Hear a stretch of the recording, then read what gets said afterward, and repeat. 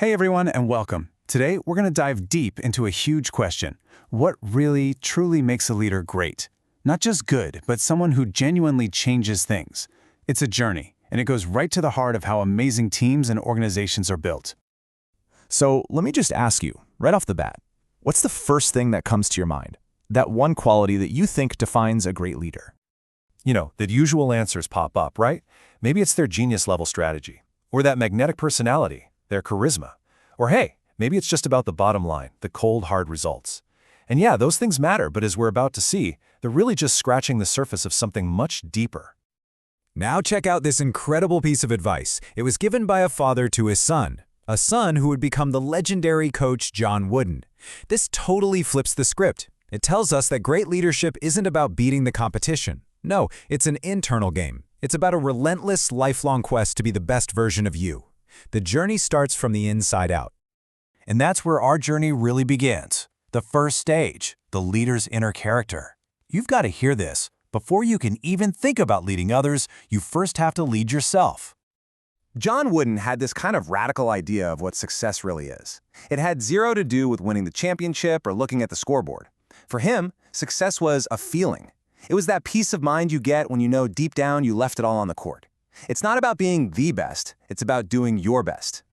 So Wooden actually pictured this as a pyramid, and at the very bottom, you've got these foundational blocks, things like industriousness, just good old-fashioned hard work, and enthusiasm, which is basically the fuel for that work. But look at the others: loyalty, cooperation, self-control. This reminds us that character isn't just about you, it's about how you show up for other people. But here's the thing, it's not just some fuzzy internal feeling. As Stephen Bartlett puts it, your actions are constantly creating proof of who you are. Every single choice you make, every bit of effort you put in, it's like you're writing a chapter in your self-story. And that story, that's the real evidence of your character. Okay, so you've built this strong character. But character without direction, that's not enough. Which brings us right to our second stage, finding your why. You can think of this as your internal compass, the thing that guides every single move you make. Simon Sinek's Golden Circle. This thing is brilliant. It shows that most organizations and most people communicate from the outside in. They start with what they do. Then maybe they talk about how they do it. But the real game changers, the inspiring leaders, they do the exact opposite.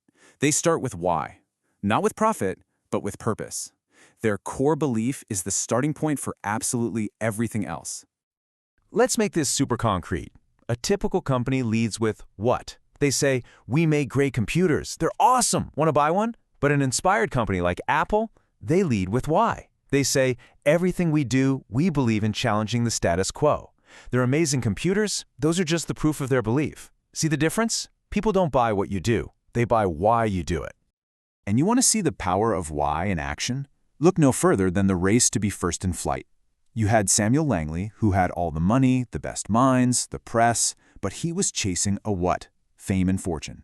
Then you had the Wright brothers. They were driven by a why, a passionate belief that flight could change the world. Their purpose inspired a small, dedicated team to make history, while Langley, focused only on the result, quit the second he was beaten. So, a leader has character.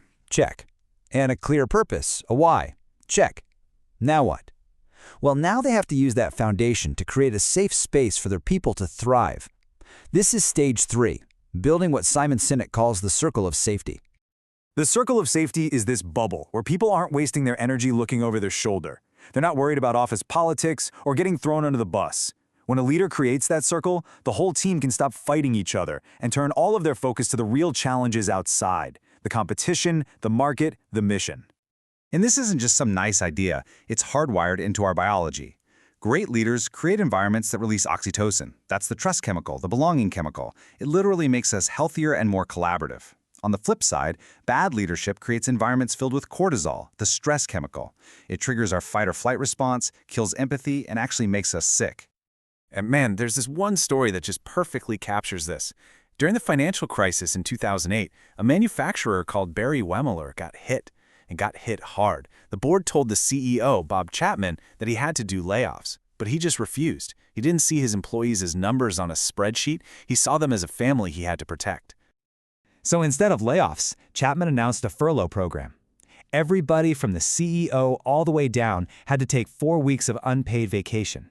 And his reasoning was so simple yet so profound. It is better that we all suffer a little so that none of us has to suffer a lot. Can you imagine the loyalty that created? That single decision built a circle of safety so strong it was basically unbreakable.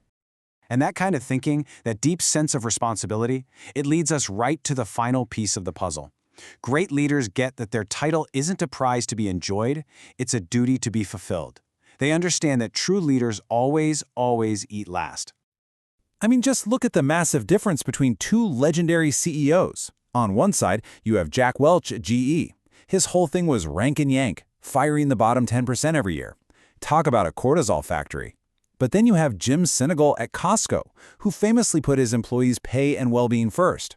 One created a culture of fear for short-term gains, the other built a culture of loyalty for long-term stable growth. And boom! That takes us right back to where we started. The ultimate reward for a leader who builds their character, finds their why, and protects their people, it isn't the stock price or the fame. It's that quiet, internal peace of mind. It's knowing you gave everything you had to become the very best leader you could possibly be.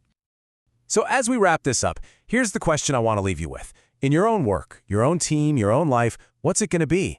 Are you just managing the numbers on a spreadsheet, or are you building people, building trust, and creating a legacy that will last long after you're gone? The choice, as always, is yours.